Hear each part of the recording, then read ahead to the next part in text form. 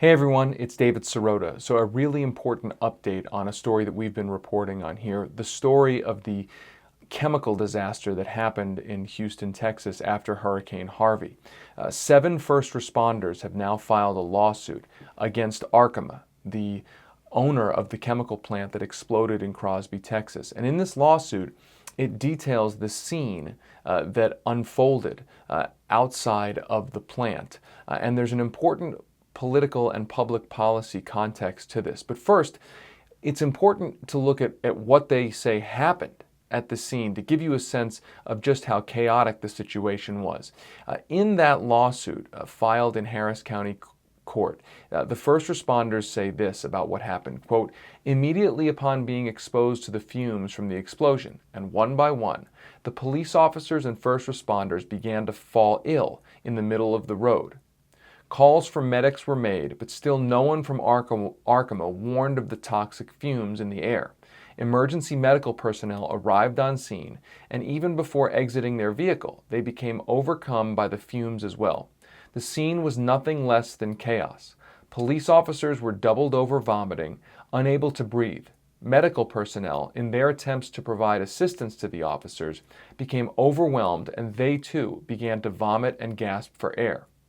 Now, this suit basically alleges that Arkema's executives misled the first responders and the public health agencies and the fire departments.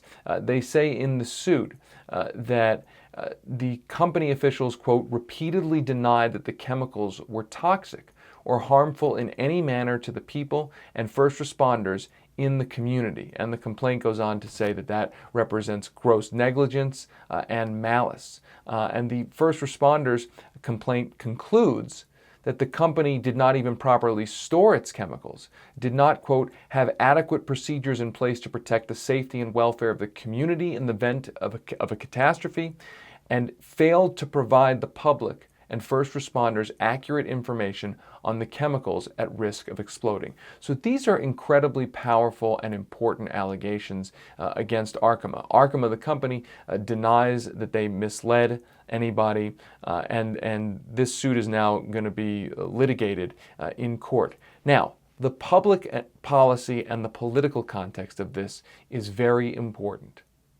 Arkema, as we've previously reported, lobbied, along with its big lobbying group, the American Chemistry Council, lobbied against the EPA's proposed chemical plant safety rule. And in that chemical plant safety rule, there were provisions specifically designed to make sure that chemical companies were providing adequate information not only to the general public, but specifically to first responders, law enforcement, fire departments, public health agencies. Under the rule, which was originally proposed by the Obama administration in 2013, owners of a chemical plant would have had to increase coordination with local first responders.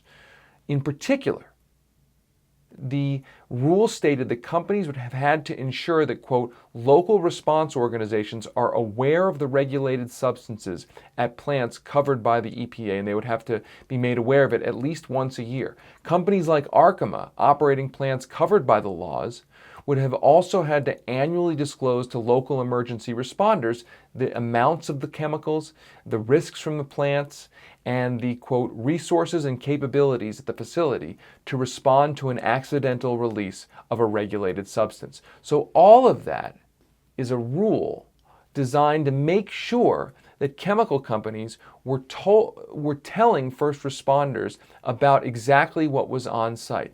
Now, that rule was killed, effectively killed, or at least blocked for a very long time by the Trump administration.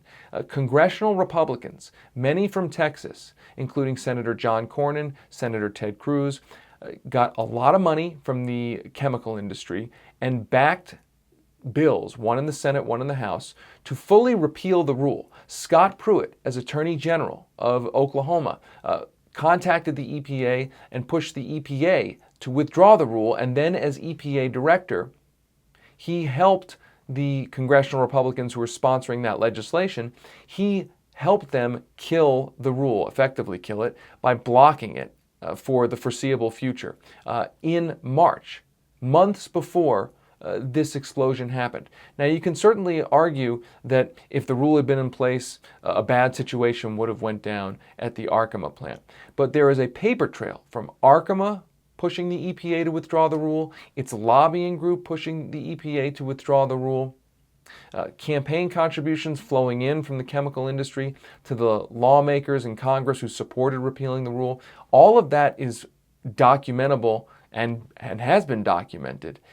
And now you have a situation in which the first responders on the ground say they were sickened by the fumes that happened outside of this plant after the plant owner lobbied against a rule to make sure that the first responders would have the information that they would need to protect themselves and to protect the community. So the context of this is really important. The lawsuit details what the plaintiffs say are misleading statements from Arkema, and it details the chaotic situation on the ground, which was dangerous, to say the least, for the first responders. And the allegation about the lack of information is critically relevant to the specific rule that was designed to increase the information that first responders had. The critical rule that was killed months before this disaster, and it was killed by the Trump administration